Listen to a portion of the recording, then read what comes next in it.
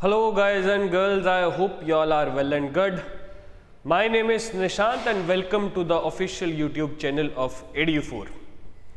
ये वीडियो है इस चीज़ को ध्यान में रखते हुए कि हिमाचल में नवंबर 12 को एक ही फेज में इलेक्शंस होने वाले हैं। राजीव कुमार जी जो चीफ इलेक्शन कमिश्नर, उन्होंने ये चीज़ अनाउंस की थी और हालांकि 5 साल बाद इलेक्शंस 5 साल के बाद ही होते हैं, 5 साल के बाद इलेक्शंस हो रहे हैं, तो इस बार के हिमाचल के एग्ज़ाम में जो नेक्स्ट टाइम होगा 2023 में, उसमें हम उम्मीद कर सकते हैं कुछ ऐसे क्वेश्चंस की जिस पर नॉर्मली बच्चों का ध्यान नहीं जाता होगा। तो ये जो वीडियो है that is centric to the Himachal Pradesh only, जो हिमाचल प्रदेश एडमिनिस्ट्रेटिव सर्विसेज की तैयारी कर रहे हैं, तो उस इलेक्शंस को ध्यान में रखते हुए ये वीडियो है। तो हम कुछ ओवरव्यू समझेंगे जो हिमाचल के लिए इंपॉर्टेंट है। जैसे हिमाचल प्रदेश को अगर मैं देखूं तो मैप पे इस जगह पर आएगा, इसकी जो नेबरिंग स्टेट्स होंगी वो लद्दाख जो यूटी वाला पार्ट है, जम्मू कश्मीर हो जाएगा, उसके बाद आपका ये पंजाब, आपके पास ये उत्तराखंड हो जाएगा, हरियाणा हो जाएगा।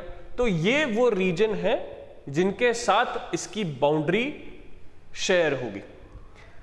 नेक्स्ट, अगर हिमाचल प्रदेश के एडमिनिस्ट्रेटिव डिस्क्रिप्शन की बात की जाए तो इसको 3 डिवीजन्स में डिवाइड किया जाता है। इस हिमाचल प्रदेश को 3 डिवीजन्स में डिवाइड किया जाता है। जैसे पहली जो डिवीजन है दैट इज आपका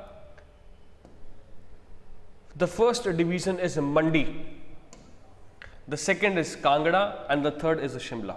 हालांकि डिवीजन हमारे लिए इंपॉर्टेंट नहीं है, हमारे लिए जो इंपॉर्टेंट है दैट इज डिस्ट्रिक्ट्स, क्योंकि इस डिस्ट्रिक्ट के अंदर अगर आप यूपीएससी का एग्जाम देते हो तो इस डिस्ट्रिक्ट के अंदर ही आप डिस्ट्रिक्ट मजिस्ट्रेट एग्जीक्यूटिव लगते हो।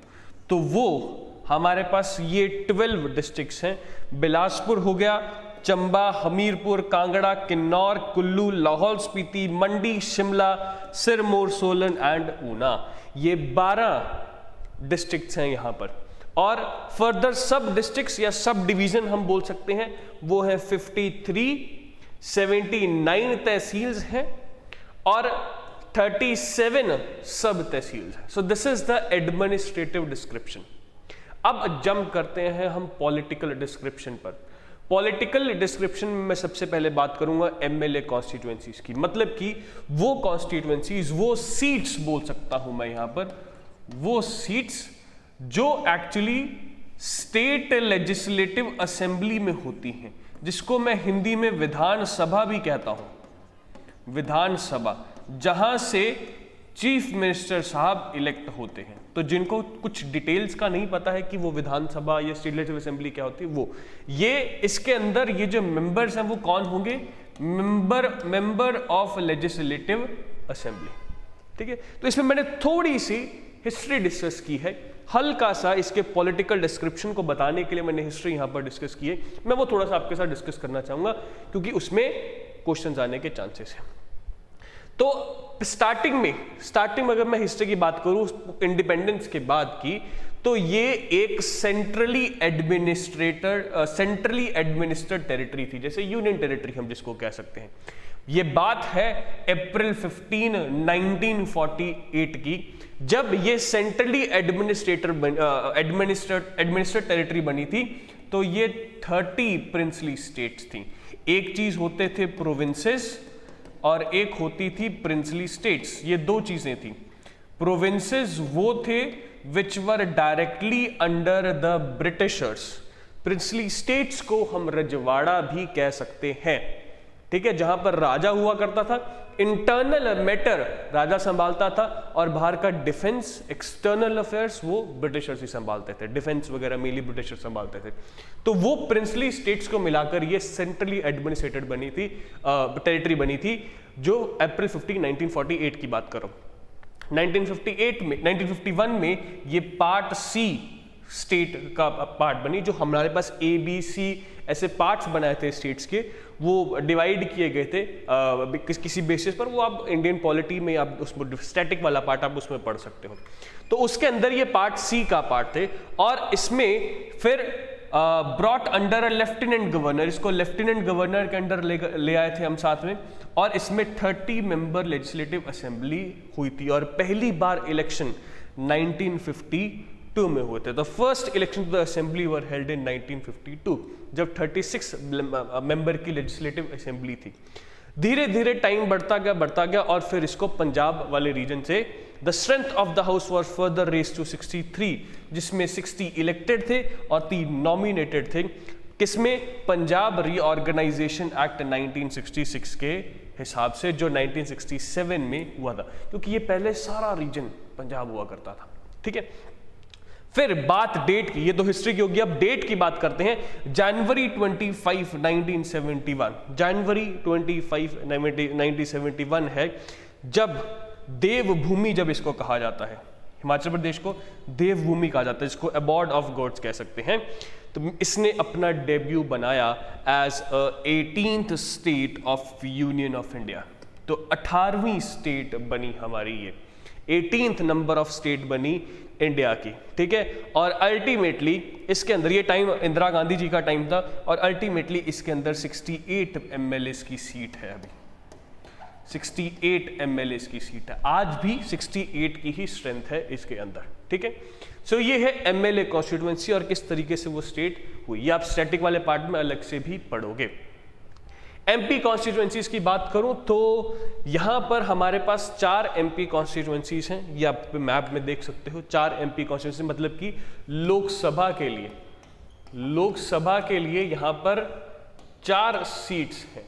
अभी फिलहाल जो 13th असेंबली बनी हुई है, उसके हिसाब से 3 seats are with the BJP and 1 seat is with Indian National Congress. ठीक है, तो we have 4 MP member of parliament constituency for the Lok Sabha. 4 constituencies का नाम क्या है?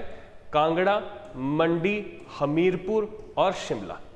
और हमारे पास 3 राज्यसभा सीट्स हैं, 3 मेंबर्स टू द राज्यसभा। यहां से 3 मेंबर्स राज्यसभा में इलेक्ट होते हैं। अगर मैं बात करूं 1992 के बाद, उस समय 1992 में प्रेसिडेंशियल वो बन गया था, इसको हमने बना दिया था कि प्रेसिडेंट रूल लग गया था वहां पर। तो उसके बाद अगर मैं बात करूं तो 8th, 9th, 10th, 11th, 12th assembly के अंदर ऑल्टरनेट सरकार बनती रही है। मैं आपको पिछला ट्रेंड बता रहा हूं कैसे चलता रहा है। ऑल्टरनेट सरकार बनती रही है। जैसे 1993 से 1980 तक इंडियन नेशनल कांग्रेस के वीरभद्र सिंह जी रहे हैं। हाँ, एक और इंटरेस्टिंग बात है, वीरभद्र सिंह जी इज द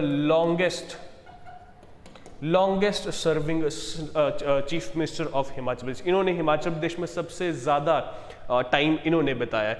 फिर प्रेम कुमार धूमल जो है भारतीय जनता पार्टी से 9th असेंबली में, 10th में फिर अगेन वीरभद्र सिंह, फिर धूमल साहब, फिर वीरभद्र सिंह, और अब 13th जो असेंबली चल रही है 2017 से 2022 तक, वो बीजेपी की है और वो जयराम ठाकुर जी हैं। ठीक है, जो अभी प्रेजेंट चीफ मिनिस्टर हैं वो कौन है?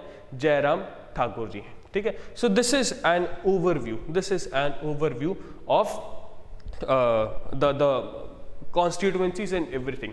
आप ये जो पिक्चर देख रहे हैं और आप जो इन सज्जन को देख रहे हैं, इन सज्जन का नाम हो सकता है कईयों ने सुना हो सकता है नहीं सुना हो, बट इनका नाम मैं आपको बताना चाहूँगा और इंटरेस्टिंग फैक्ट बताना चाहूँगा कि इनका नाम है श्याम सरन नेगी।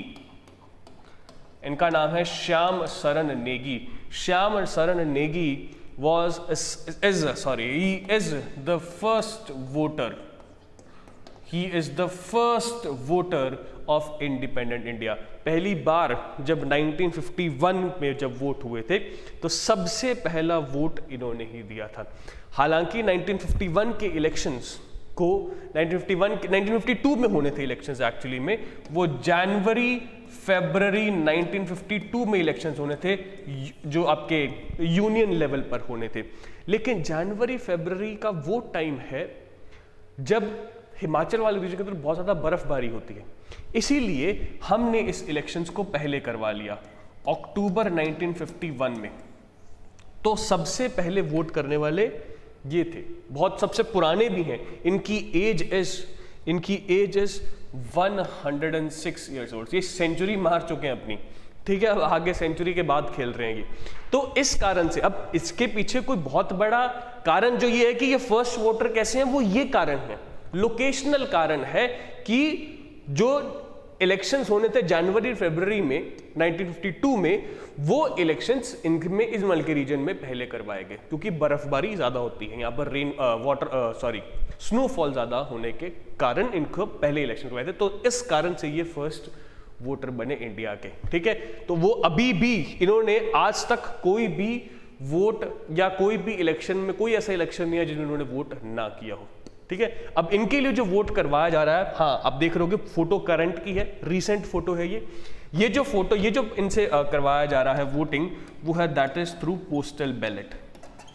पोस्टल बैलेट का मतलब हिमाचल में चलता है ये। पोस्टल बैलेट का मतलब नॉर्मली 80 साल से 80 की एज से ज़्यादा वाले लोगों के लिए ये किया जाता है, या कुछ रिमोट एरियाज में भी ये चीज़ की जाती है कि वो जो ईवीएम मशीन होती है उसके थ्रू नहीं करवाया जाता, बल्कि एक लेटर के थ्रू, या एक जैसे आप देख रहे हो ना ये बैलेट, उसके थ्रू करवाया जाता है कि वो आपके घर पर आते हैं और आपसे वोट करवा लेते हैं, ठीक है। दैट इज पोस्ट के थ्रू जब आप वोट डालते हैं, दैट इज पोस्टल बैलेट। वो लेटर भेज देते हैं, आप लेटर वापस भेज देते हो, या इस तरीके से जैसे ये डीएम साहब है, ये इस रीजन के डीएम जी हैं, तो उस कारण से यहाँ पर पोस्टल बैलेट भी करवाया गया था ईएम थ्रू के। तो अब हिमाचल में आप देख सकते हो पोस्टल बैलेट आपको देखने को मिलेगा। और दूसरा इंटरेस्टिंग फैक्ट है कि ये नेगी साहब अपने आप में ही एक इंटरेस्टिंग फैक्ट है, जो इंडिया के फर्स्ट वोटर थे और उन्होंने कभी कोई वोट नहीं छोड़ा। उनकी एज इज 106, ठीक है। तो ये चीज है, ये these are the some of the important things which I feel are very you should know as an aspirant. आपको ये चीज पता होनी चाहिए। दूसरा एग्जाम पॉइंट ऑफ व्यू से भी इसमें से कुछ चीजें इंपॉर्टेंट है जो आपका बेस बनाएंगी, जिससे इलेक्शंस इस साल होने के कारण आपके क्वेश्चंस पूछे जा सकते हैं। So guys that's all for today. Bye then see you in the next lecture. Bye then take care.